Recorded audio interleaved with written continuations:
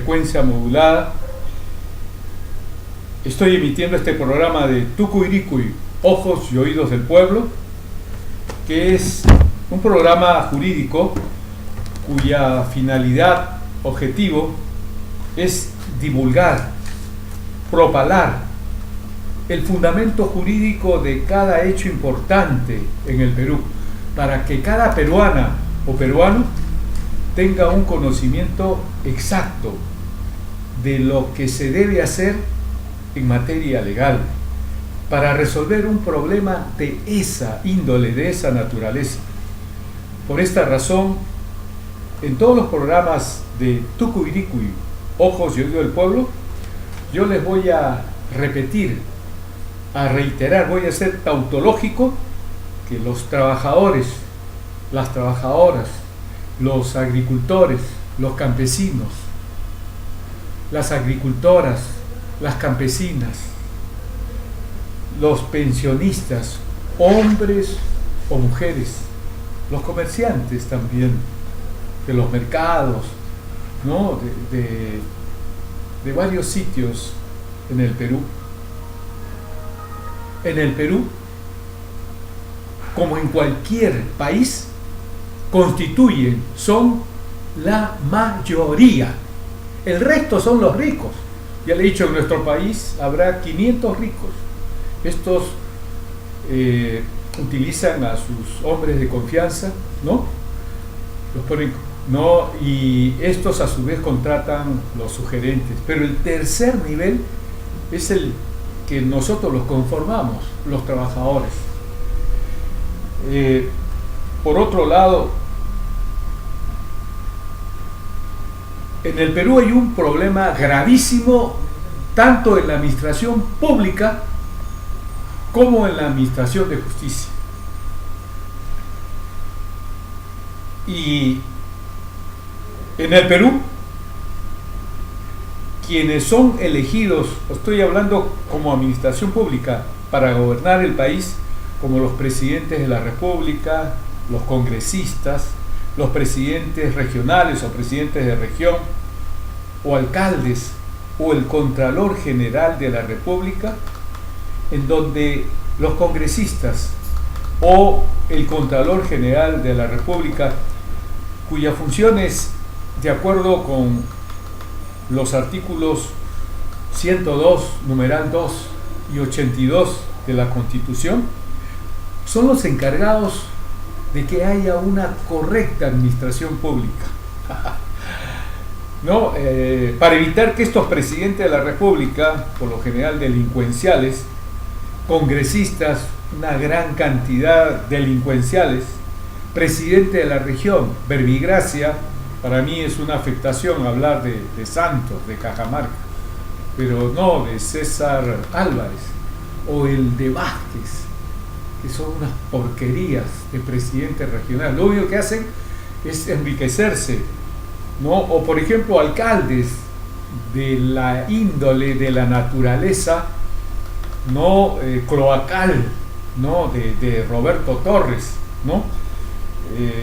Entonces, estos congresistas, que en virtud a lo que les ordena el artículo 102, numeral 2 y 82 al Contralor General de la República, no cumplen sus funciones para que haya una buena administración pública, un buen gobierno en el Perú, pero no lo hacen estos condenados, sean congresistas o sea el Contralor General de la República.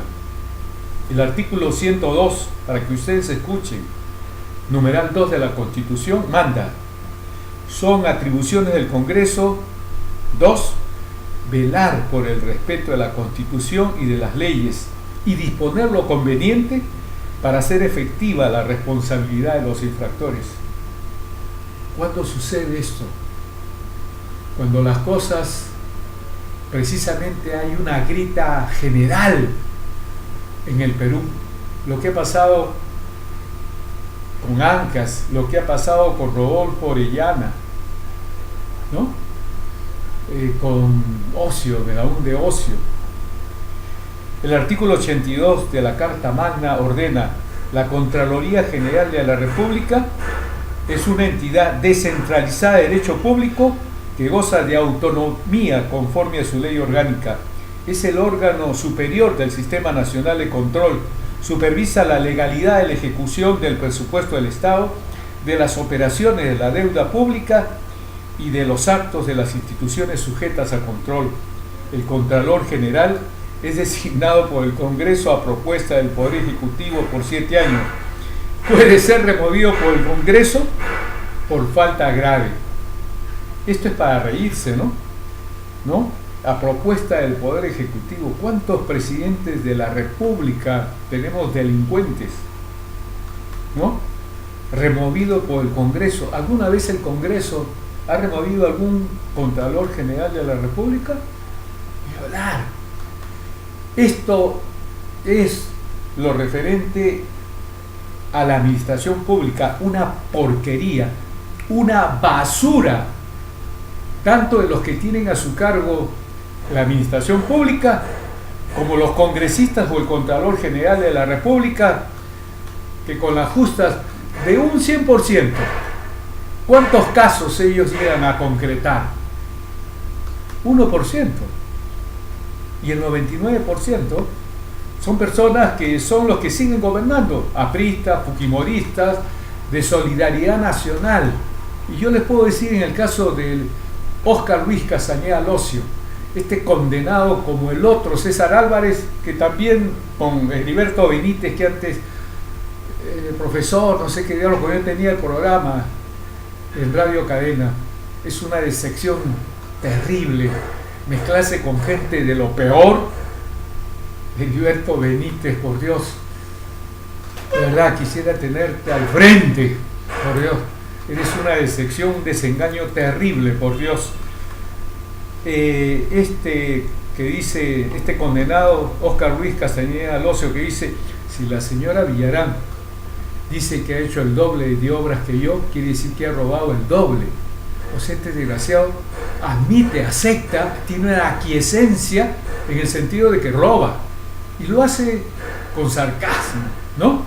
Y como el otro presidente regional César Álvarez, utilizaban una entidad del extranjero para que la Contraloría no pueda supervisar, verbigracia, los gastos del gobierno regional de Ancash, como también la alcaldía de Lima metropolitana, cuando fue alcalde Óscar Luis Castañeda Locio. Y esto es inaceptable, porque entiendo, yo enseñaba, me acuerdo, en la Facultad de Ciencias Contables en la Universidad Nacional Mayor de San Marcos a los contadores, ¿no? O sea que le enseñaba derecho tributario, pero también les impartía nociones de derecho constitucional y todo lo que significa eso. No se puede aceptar que un contrato con una entidad extranjera, ¿no?, pueda hacer que la Constitución, el artículo 82, que determina que todas las entidades en donde el Estado está comprendido sea supervisado por la Contraloría General de la República. Son ignorantes los Contralores Generales de la República, Matute, Fuad Curi, el otro delincuente del partido fujimorista, ¿no? Es decir, ni hablar. Entonces, en cuanto a la administración de justicia en el Perú, que está a cargo de jueces que sentencian las demandas de todo tipo que presentan los ciudadanos y ciudadanas, estos jueces no cumplen sus funciones por lo general. El ex juez Ricardo Soberón, ¿se acuerdan ustedes? Que su empleada de su hogar le robó $60,000 de un paquetón de, ¿cuántos tendría? $1 millones ahí en su armario. Y se daba cuenta que le habían sustraído como 4 meses $60,000 que guardaba en su casa, del gran dinero que tenía en su casa. Este caso, y hay otros, es una muestra inequívoca de la forma como clandestina estos jueces obtienen un mal dinero. ¿Se acuerdan? Dios dice, por la frente, con el sudor de la frente, vivirás una cuestión de esto desgraciado. Digamos, se secan el sudor de sus actos delictuales, por Dios. Y aparte que no declara impuesto a la renta, la SUNAT interviene, ni hablar. Ahora, en lo que respecta al Ministerio Público, los dos últimos fiscales de la Nación, de lo peor, ¿verdad? Inclusive cometen delito, puedo decir que son delincuenciales, ¿no? Porque no han formalizado denuncia penal contra los 4 hijos de del expresidente delincuente Alberto Fujimori, que también tiene a William Paco Dávila, tremendo condenado que fue destituido del Poder Judicial por actos ilícitos. Claro, es compatible, pues, ¿no? Un delincuente, ¿no?, con un magistrado que por sus actos ilícitos fue destituido, ¿no?, del Poder Judicial. Es decir, estos apristas, fiscales de nación, el mayor nivel de los fiscales de nación, Gladys Margot Alchaíz Rami y José Antonio Peláez Bardales. Este condenado fue absuelto por el Consejo Nacional de la Magistratura, lleno de apristas, en donde se le descubrió que estaba hablando con el socio del delincuencial Alberto Quimper Herrera, y hablaba inclusive de que le hablara, pues yo me imagino que era Gladys Echaíz a la que se refería, porque justo el 12 de mayo era mi santo, y le está diciendo oye, pero ese día pues la vemos pues a ella, y resultó que las conversaciones fueron derivadas a una compañera de universidad para crear un centro educativo jurídico. O son estúpidos los consejeros que determinaban no destituir al fiscal supremo. No, es que son apristas, con fujimoristas. Ellos se ayudan para que estos corruptos sigan. Entonces, estos fiscales de la nación, estos apristas, Gladys Margot Echaíz Ramos y José Antonio Peláez Bardales, no han formalizado denuncia penal contra los 4 hijos del ex delincuente presidente Alberto Fujimori, que son Keiko, Hiro, Sanchi y Kenji, quienes sus estudios en las universidades en los Estados Unidos de Norteamérica por más de 3 millones de nuevos soles fueron pagados con dinero proveniente del presupuesto, de los presupuestos generales de la República, de las partidas de los servicios de inteligencia, de la Marina, del Ejército, de la Fuerza Armada y de la Policía Nacional del Perú. Acreditadísimo, por Dios. Pero con estas porquerías que tenemos en el ámbito congresal, en el ámbito del Consejo Nacional de la Magistratura, en el estadio del Tribunal Constitucional, y bueno, aquí, claro, el Contralor General de la República también, ¿no? El caso es de que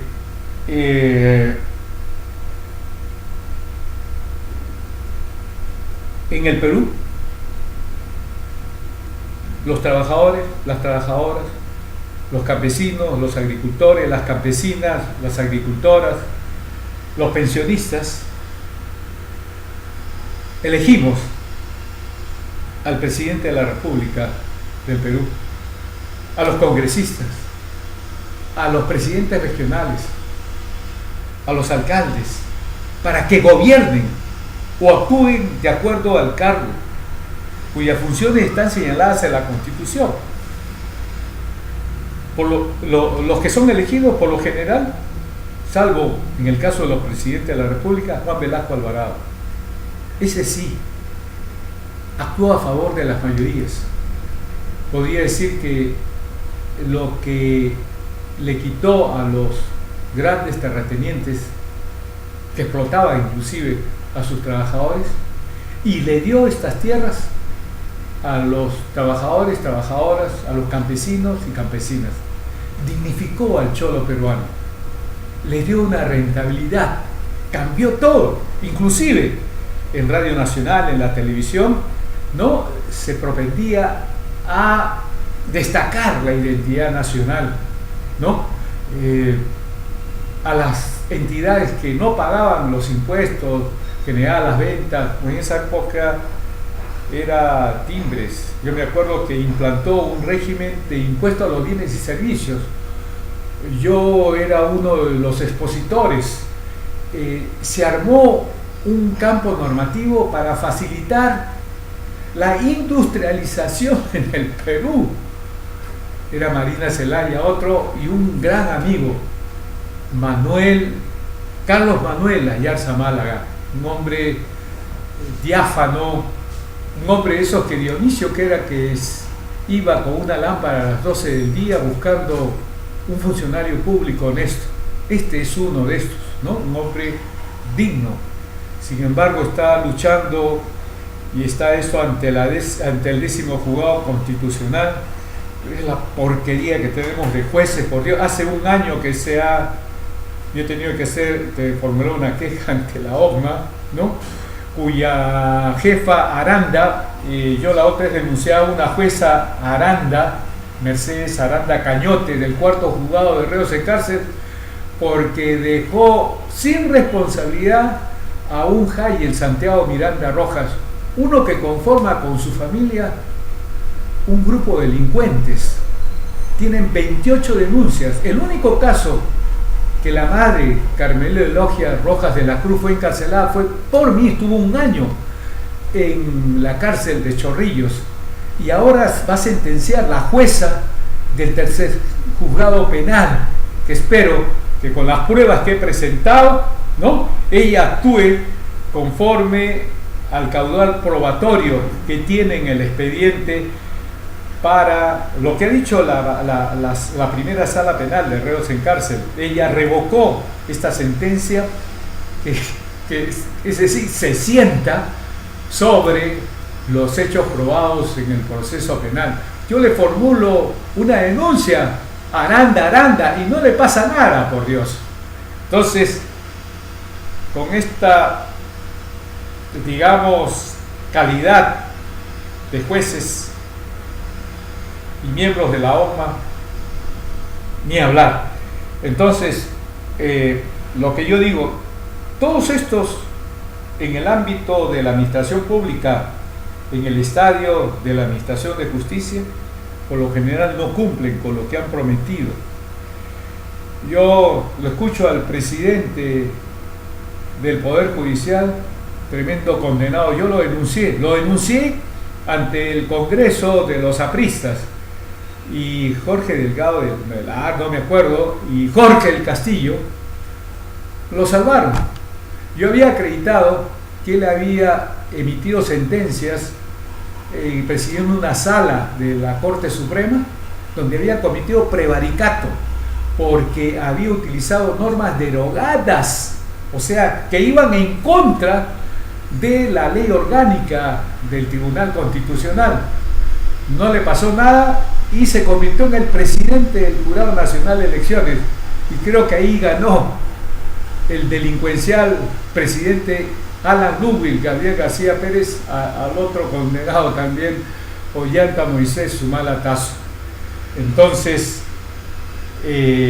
aparte, yo lo he denunciado ante el Consejo Nacional de la Magistratura, por cuanto que él, como presidente del Jurado Nacional de Elecciones, impidió que se llevara a efecto un referéndum, pese a que ya había habido un referéndum y cuya primera iniciativa legislativa yo participé inclusive, ¿no? Con mi informe a los 3 días salió esa ley. Tuve el honor que el Congreso me convocara, y una de las cosas que yo dije, que era un asunto de propiedad y no asunto tributario, la contribución del FONAVI, porque lo que se había dejado sin efecto por el Tribunal Constitucional era la norma por la cual esos fondos del FONAVI eran asumidos por el Ministerio de Economía y Finanzas. O sea, era un asunto de propiedad.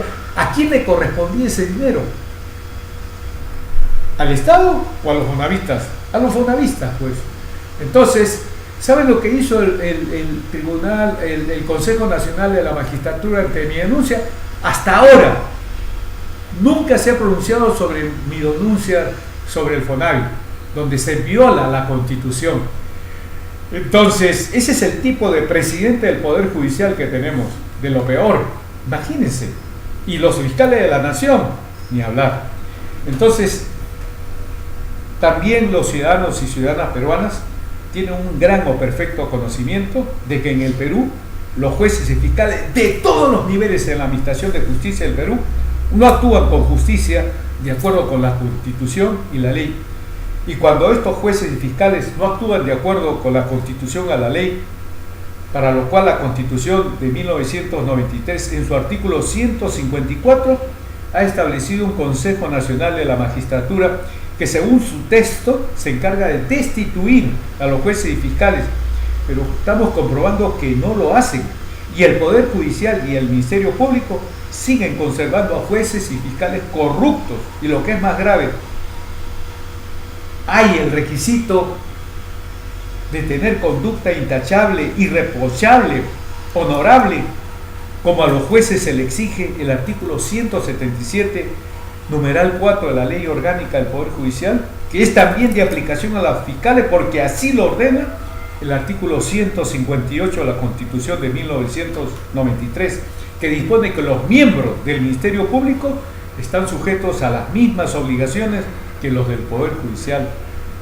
En las sentencias de casación de la Corte Suprema o del Tribunal Constitucional se observa claramente que se dejan sin efecto sentencias emitidas por un juez de primera instancia, un juez superior y un juez supremo, en donde se resuelven o en contra de los hechos probados en el proceso o en contra del texto expreso y claro de la ley. Asimismo, hay dictámenes que son las resoluciones que emiten los fiscales en contra de los hechos probados en la denuncia o son contrarias a la Constitución o a la ley.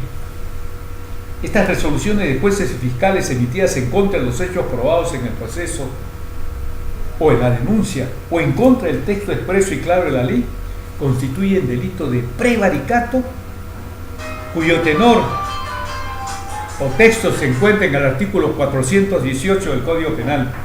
El juez o el fiscal que dicta resolución o emite dictamen manifiestamente contrarios al texto expreso y claro de la ley, o cita pruebas inexistentes o hechos falsos, o se apoya en leyes supuestas o derogadas. Acuérdense lo que mi denuncia era porque se había apoyado la sentencia, la sala presidida por Javier Enrique Mendoza Ramírez, en leyes derogadas, dejando de lado lo que establecía la ley vigente, que era la ley orgánica del Tribunal Constitucional. Estos que actúan dentro de lo que constituye el delito de prevaricato serán reprimidos con pena privativa de libertad no menor de 3 ni mayor de 5 años. ¿Cuántos casos hay en el Perú de esto? Entonces, yo creo que señor trabajador, señora trabajadora, señor agricultor, señor campesino, señora agricultora, señora campesina, señor jubilado, señora jubilada, señor comerciante, señora comerciante y jóvenes en general, ustedes que tienen procesos judiciales en donde reclaman sus derechos y las resoluciones o sentencias de los jueces son contrarios a los hechos probados en el proceso o contrarios al texto expreso y claro de la ley en que han fundamentado sus demandas, perdiendo por ello el juicio o proceso, o la denuncia que ustedes han interpuesto resulta archivada por los dictámenes de los fiscales que son contrarios a los hechos probados en el proceso o contrarios al texto expreso y claro de la ley, por los cuales estos jueces o fiscales deben ser destituidos de sus cargos, pero ello no se produce porque los miembros del Consejo Nacional de la Magistratura son elegidos según el artículo 155 de la Constitución por jueces o fiscales supremos, por miembros de los colegios de abogados del país, por miembros de colegios profesionales del país, por los rectores de las universidades nacionales o particulares que están ligados a estos jueces o fiscales que de alguna manera tienen en sus manos, ¿no?, a los miembros del Consejo Nacional de la Magistratura o a las entidades de la cual ellos proceden y han sido nombrados. Aparte de lo expuesto, se ha comprobado que algunos de estos miembros del Consejo Nacional de la Magistratura o tienen conflicto de intereses, por cuanto que los jueces o fiscales que están sometidos a investigación por el Consejo Nacional de la Magistratura tienen expedientes, como el caso en que se perjudicaba a la única consejera que hay en este consejo actual, Luz Marina Guzmán Díaz, la representante del Colegio de Enfermeros, a quien se les indica inclusive de que falsificó más de 400 firmas de adherentes para postular al cargo en el proceso en que fue elegida consejera, y no tuvo reparos en poner como firmantes hasta personas fallecidas y en utilizar su propia huella digital para llenar los padrones. También es importante resaltar, ¿se acuerdan al consejero Efraín Anaya? Que se le instituyó porque se le detectó que estaba cobrando dinero a un postulante a fiscal. De otro lado, los miembros del Tribunal Constitucional, de acuerdo con el artículo 201 de la Constitución, son elegidos por el Congreso de la República, cuyos miembros por lo general tienen ilícitos penales en un 85%. Los mismos que no cumplen además con el mandato del artículo 102, numeral 2 de la Constitución, que es velar por el respeto de la Constitución y de las leyes y disponer lo conveniente para hacer efectiva la responsabilidad de los infractores. Tenemos una gran cantidad de casos de congresistas con graves hechos de corrupción, como el del parlamentario fujimorista de Fuerza Popular Julio Gagó Pérez, que con su propia manifestación planifica la forma como burlar su situación de dueño de Copy Depot S.A. para beneficiarse con su cargo que iba a tener de congresista. Es en este caso el actual fiscal de la Nación, Carlos Ramos Heredia, primo de Nadine Heredia, esta la que ha estado recibiendo dinero de la familia Belaún de Ocio. La SUNAT, Tania Quispe, ¿qué hace acá? ¿Hay incremento patrimonial no justificado? ¿Sí o no? No. ¿Hay lavado de activos? ¿Por qué no ha formalizado denuncia penal contra Gagó? Y lo que es más grave, nunca he visto un tipo que tenga la más alta calidad fiscal en nuestro país, que cuando ha sido detenido Rafael Orellana, ¿saben lo que dijo este condenado? Dijo lo siguiente: hay que iniciar el trámite de extradición. Entonces yo pienso, porque él dijo que nunca había hablado con Orellana y ya después tuvo que rectificarse. ¿Acaso este fiscal de la Nación no sabe que existe un decreto 0834 de abril del 2013 por el cual se establecen las disposiciones en materia migratoria en República de Colombia? Ahora que hay las telecomunicaciones, ahora que hay internet, uno se puede enterar de todo. Y con este dispositivo dado por el presidente Juan Manuel Santos Calderón el 24 de abril y la ministra de Relaciones Exteriores María Ángela Holguín Cuellar, ¿no?, se establece en el artículo 27 la permanencia irregular. Considérase irregular la permanencia de un extranjero en territorio nacional, o sea, en Colombia, en los siguientes casos. Le voy a dictar el segundo. Cuando se dan los supuestos mencionados en el artículo 19 del presente decreto. Artículo 19, ingreso irregular. Considérase irregular el ingreso al territorio nacional, o sea, en Colombia, en los siguientes casos: ingreso al país sin la correspondiente documentación o con documentos falsos.